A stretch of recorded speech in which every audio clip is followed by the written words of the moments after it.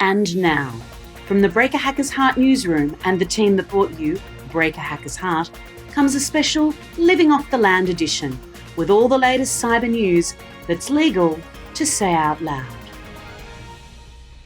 Good evening, I'm your host, and you're not, Ben Visharan, and with me tonight is my co-host, Aaron Bugle. Good evening, everybody. How's it going, Benny? Right as rain and excited too. Okay. But the burrito was in the fridge unlabeled. No, I promise no, never again. Enough of office politics, mate. Let's get stuck into the pressing issue, grey hat tools.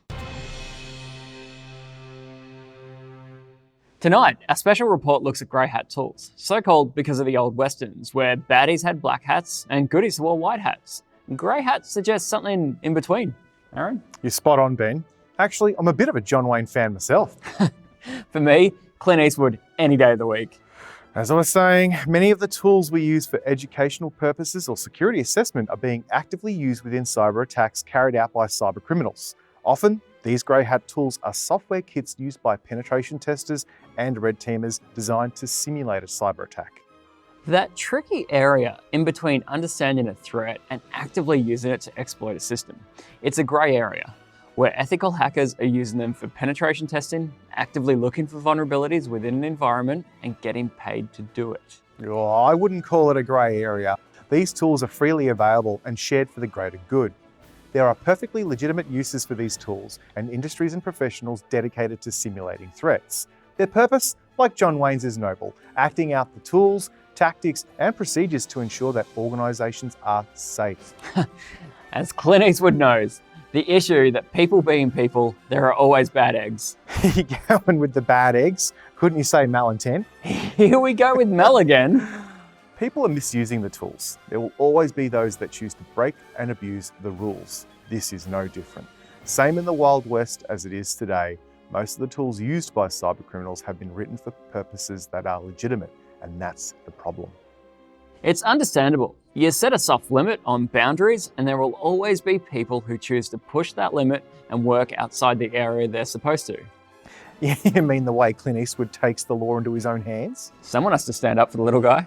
Now, speaking of 44 Magnums, I came across the EULA of the iTunes the other day. It said I couldn't use it to make a nuclear warhead, and I clicked accept before reading the 47 pages. That's not too dissimilar to the tools within my Kali Linux installation being used for malicious, unsanctioned attacks. Thanks for that, Aaron. Meanwhile, our UK weatherman Paul Duck Ducklin is standing by to talk about a recent example where tools for ethical use had been successfully used and abused. Over to you, Duck. Ben, the weather conditions over here are best described as liable to change without notice. You could be looking at clear sky 1 minute and getting hammered by hailstones the next.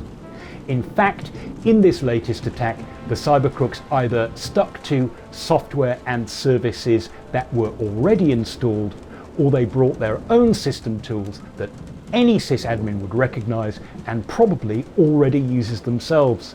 So once the crooks had used these fair weather blue sky tools to nobble the security settings already in place, then they unleashed their data scrambling ransomware, but not without rebooting every computer into safe mode first.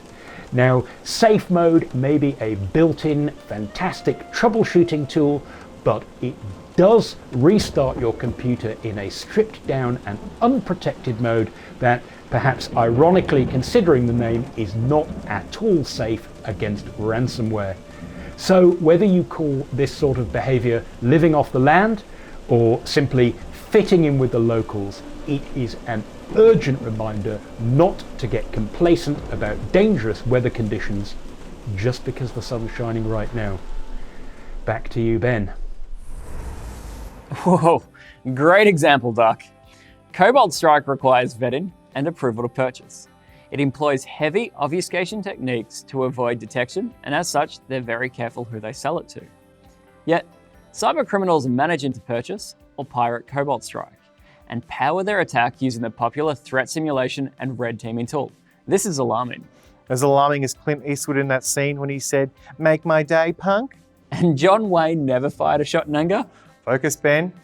We're about to cross to our foreign correspondent in Vancouver, Canada, Chet Wisniewski. Chet, you've got more information on Megacortex. Is that right?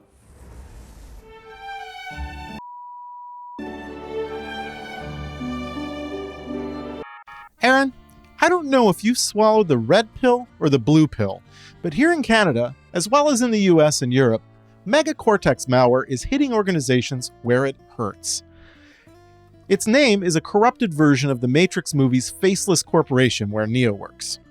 You know, that movie was filmed in Australia, so you might share some of the blame for that.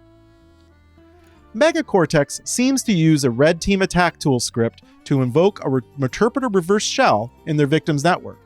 Then, the infection chain uses PowerShell scripts, batch files from remote servers, and commands to trigger the malware to place encrypted secondary executable payloads onto specific machines. We think the Bondi beachhead for this incursion was stolen credentials using RDP, but honestly, who can tell? There seems to be a correlation between Megacortex and the presence of Emotet and Qbot malware. The attacker obfuscates a PowerShell script in 3 layers of gibberish, but when you investigate, we found a Cobalt Strike beacon that opened a Meterpreter reverse shell into the victim's network. Megacortex then uses WMI and PSExec to spread malware across the network. Of course, security software, including some Sophos services, are targeted, with an attempt to stop them or set them to disabled. But we found that properly configured installations won't let that happen. In terms of preventing Megacortex attacks, we recommend adopting 2-factor authentication for everything that requires a password and supports 2FA. Seems obvious since we think it likely that an abused admin password was the straw that broke the camel's back in this case, or in your case, an emu's back. Stay safe out there. Back to you in the studio. Thanks very much for that report, Chet. Now, in breaking news, it's reported that easily preventable mistakes made by system administrators are behind many cyber fails. Tell me what I don't know, Aaron. Our SOC is full of stories like people authorizing malware because they thought it was a false positive, but in reality, the malware had infected their own software. Here we go again on your soapbox. You know what burst my capacitor?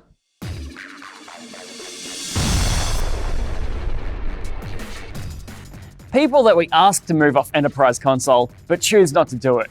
People that don't enable all protection. We've got a button that says use recommended settings. Tick the box and use all the protection we offer. And don't get a management console and never log into it. It's there for a reason.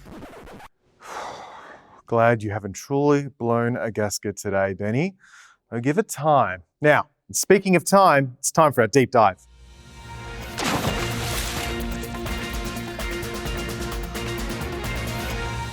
Now, I wonder whose license was compromised and leaked onto the public internet for anyone to pirate and in turn use offensively. This isn't the only tool. And as powerful and commercial a tool Cobalt Strike is, there are plenty of other attacker frameworks out there. Covenant, Red Canary, and even Midas' own Caldera. But they exist to help us to learn from, not use in an offensive capacity. So what's your stance on the educational aspects of tools like these we've mentioned, making their way into the public space? Do you buy the research-only purpose? I do. They're perfect to teach and learn from. They show how an attacker would implant their foothold within an environment. The delivery of the implant is the initial stage of the attack. Nonetheless, it serves as a powerful educational tool. Having said that, these platforms and tools in their default forms are easily detectable. Most, if not all security vendors out there, have a method to detect and preferably prevent these tools from taking a foothold. Right. So if you run a modern protection product, you need to do something pretty silly for these things to run out of the box, like turn off a protection or exclude the payload from being detected. This is true. But at the same time, any cyber criminal using these offensively will spend some time customizing them, modifying them by making them appear different to any number of signature-based security products, and hopefully bypassing them. Well, you just said signatures like it's 1999.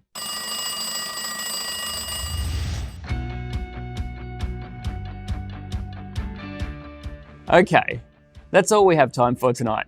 Hopefully you found this special Breaker Hackers Heart edition about grey hat tools informative. It's useful to remember that some of the tools we use for educational purposes or security assessments can be maliciously employed by hackers. Just because it's a reputable software kit doesn't mean it's immune from hacking. If in doubt, reach out to your local Sophos technical representative.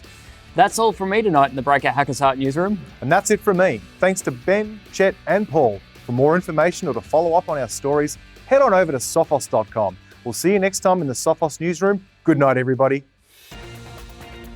I thought we were going to fire the graphics guy. That's a hot mic, Ben. He can hear you.